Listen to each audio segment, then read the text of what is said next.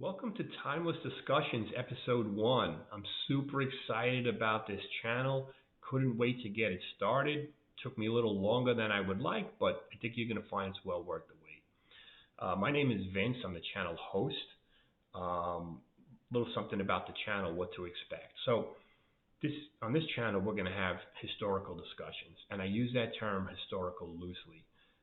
It's going to be anything that happened before the episode airs that I find intriguing, interesting, topics that are ripe for discussion, and topics that will stimulate you. Maybe make you want to look further, do some further reading, watch some further documentaries. I have a whole bunch of topics that are on my list, and I'm ready to go. So a little something about myself before we start. I hold a bachelor's degree in history. I'm an attorney, and I'm a retired NYPD captain. But most importantly, I'm an avid lover of history. I've always loved history ever since high school. I find the past just fascinating. I'm sure you've heard it, right? Our history defines us, and to me, that can't be more true. Today's topic. So why did I choose today's topic? Today's topic is about Plum Island. The reason why I chose Plum Island for the opening episode is because it's near and dear to me. Having grown up on Long Island most of my life in Suffolk County, very close to Plum Island, I've always found it mysterious, intriguing, almost scary, really. This government top secret animal virus research institute on this remote island off the coast of Long Island. It's almost like a local Area 51 for me. It was just something that it was just like, what's going on there? Back in the early 90s, I read a book called Plum Island by Nelson DeMille. It was a novel. And it just from there, my interest exploded. I just wanted to learn as much as I can about this island. Watching documentaries, reading books, just anything I can grasp. And I found a whole bunch of events that are around this island that are strange.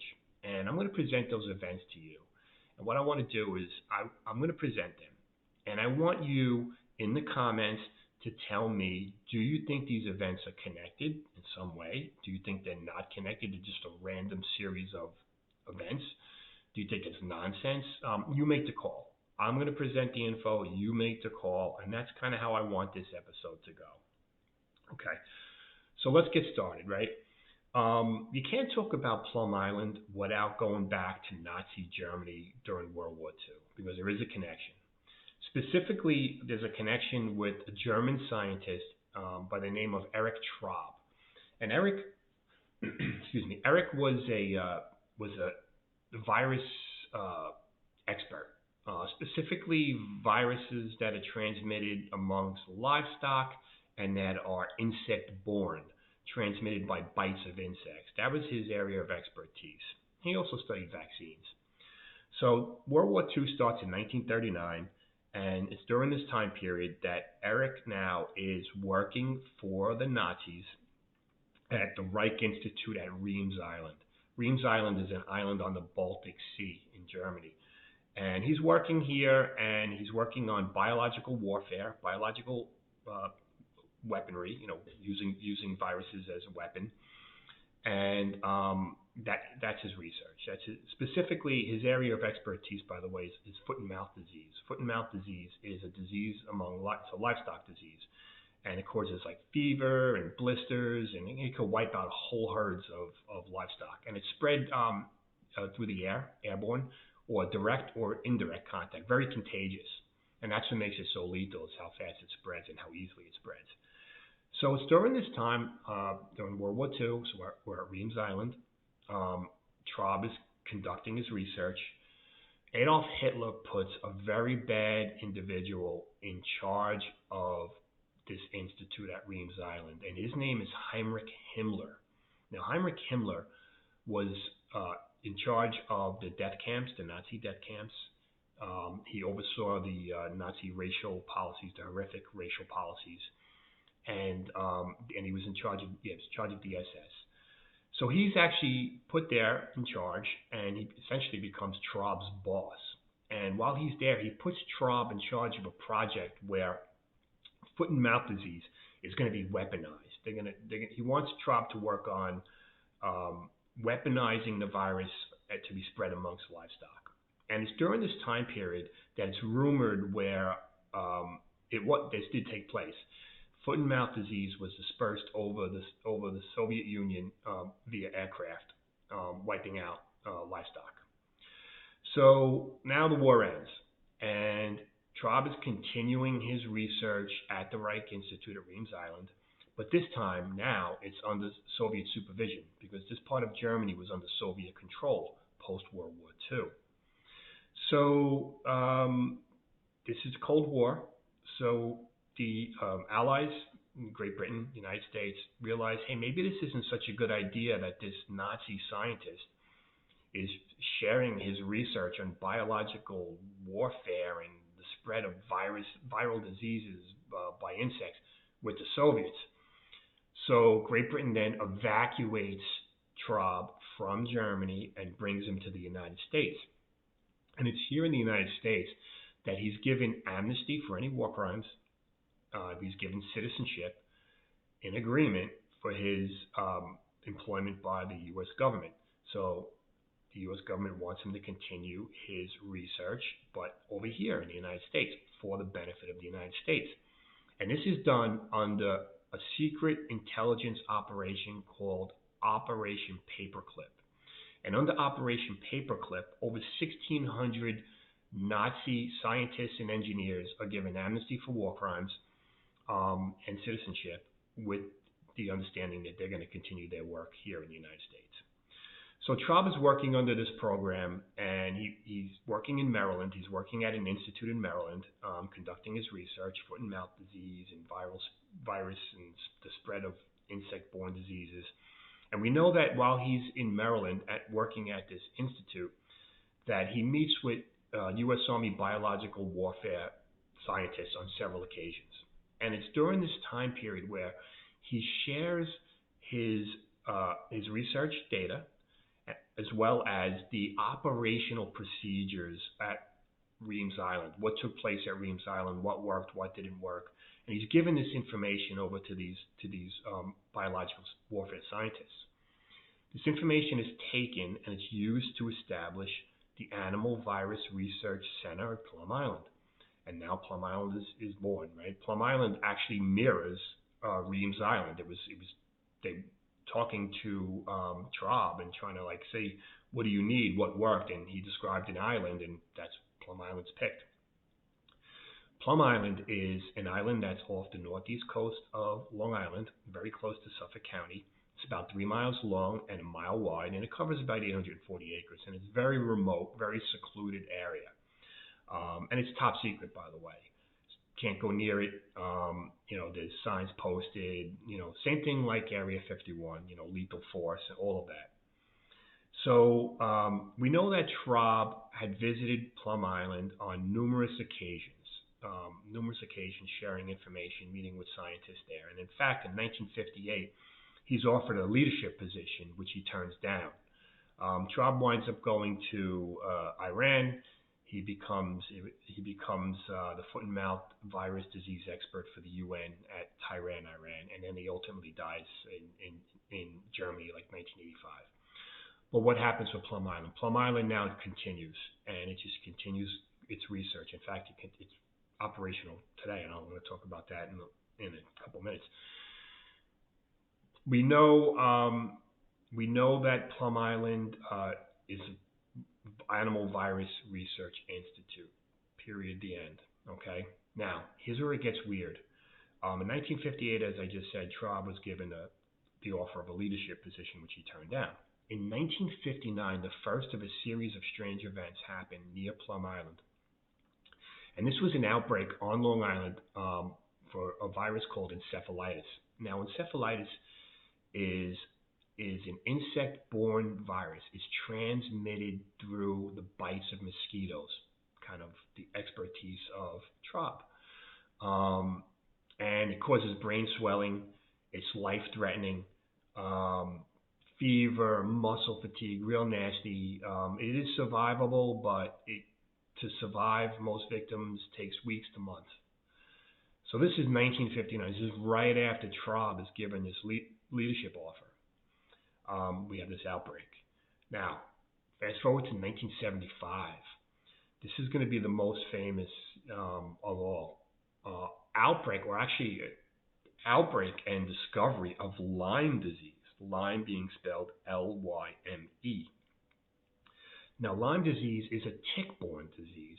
It's spread through the tick bite, and it gets its name from where it was discovered, where this outbreak first took place. Lyme, Connecticut. Now, Lyme, Connecticut in 1975 had a very small population of about 1,300 people. And what's strange is that it's only 10 to 12 miles from Plum Island across the Long Island Sound.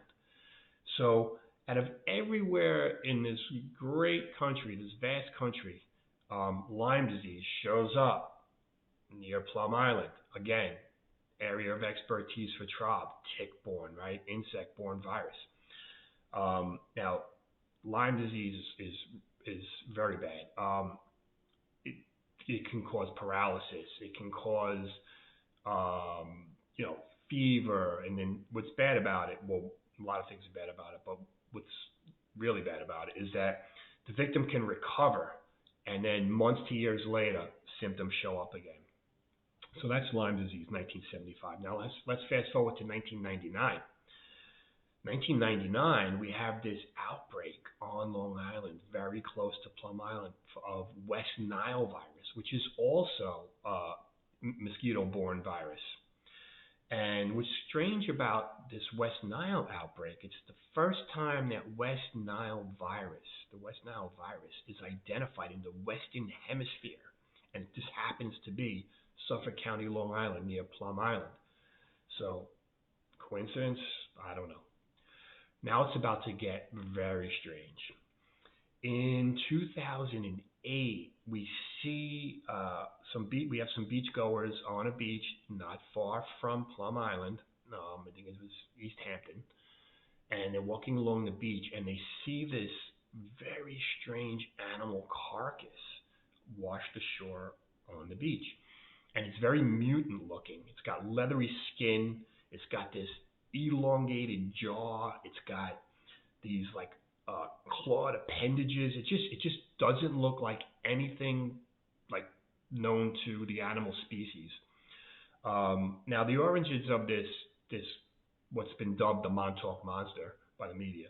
The origins of the Montauk monster have never been determined. Some say it could be a badly decomposed raccoon or dog because it was in the water, but hasn't been identified. Now, a year later, 2009, another beach, same general vicinity, different beachgoers come across another animal, another Montauk monster. Looks the same, mutant looking, leathery skin, same deal. Once again, origins unknown, but some say it could be a badly decomposed raccoon or dog.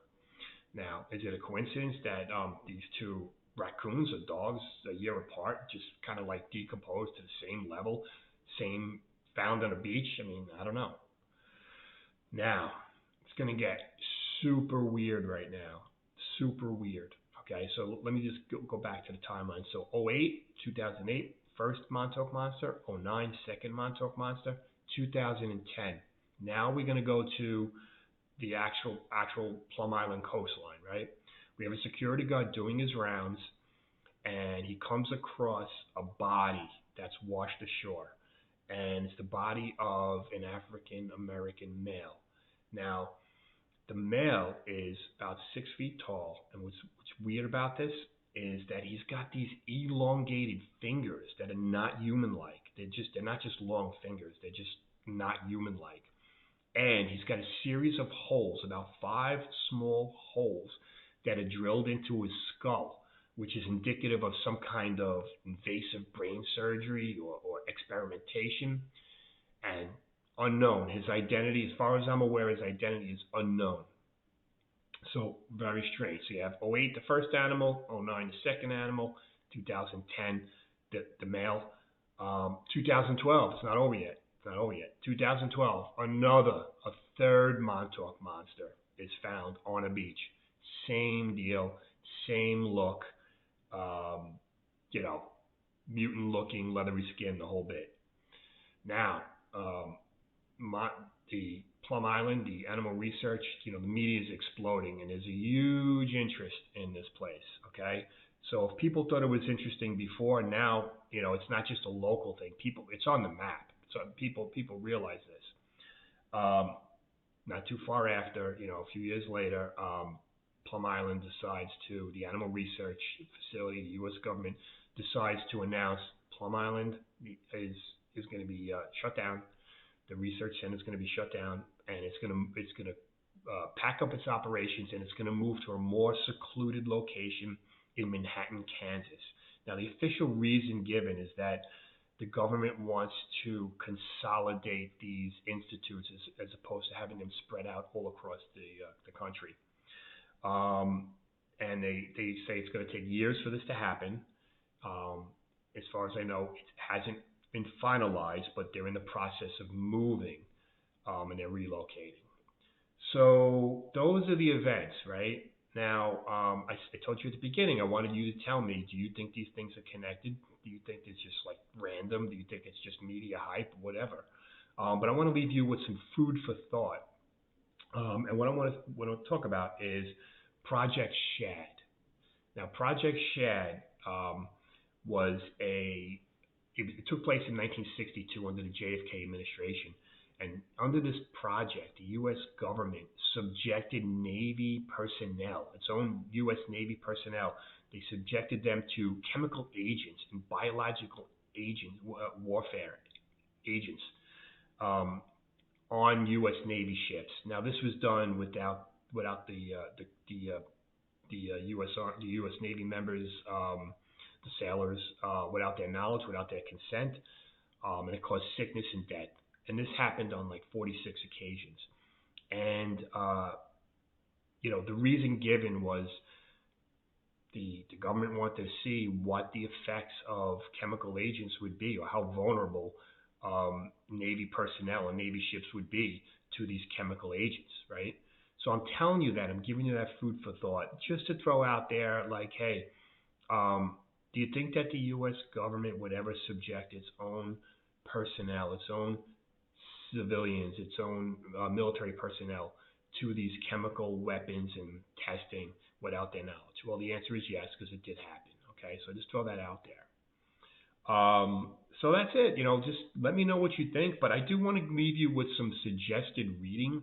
If you find this topic as intriguing as I do, and you want to look further, there's a ton of stuff out there. There's documentaries. I think there's a documentary on Netflix, which I did not see. But there are two books that I recommend. The first of which is called Lab 257, The Disturbing Story of the Government Secret Plum Island Germ Laboratory. And the second is Bitten, The Secret History of Lyme Disease and Biological Weapons. Now, both of these can be found on Amazon.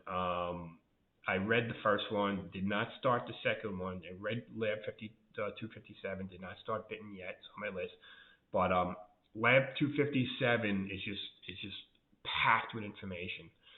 So once again, I hope you enjoyed this as much as I do. Please comment. Let me know what you think. If you've read those books, let me know what you think about them. If you've seen any documentaries, anything you want to share on the topic, greatly appreciated. Thank you for joining me, and I look forward to seeing you next time.